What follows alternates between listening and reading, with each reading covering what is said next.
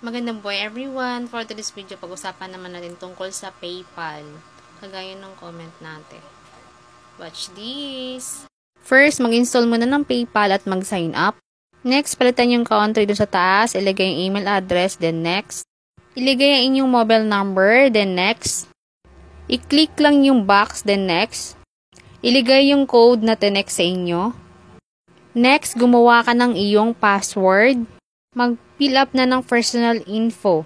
Make sure guys na ang iyong personal info ay match siya sa inyong ID.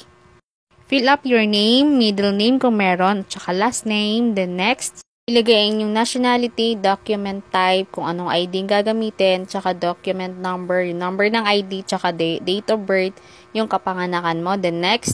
Yung pagpipilian na ID ay passport or driver's license. Ilagay ang iyong address at saka i-click yung box dyan sa gilid. Then, i-click yung agree dyan sa baba. Tcharan! Meron ka ng PayPal. I-click mo lang yan sa taas kung gusto mo i-edit ang iyong information. So, yun lang guys. Thank you for watching. Bye!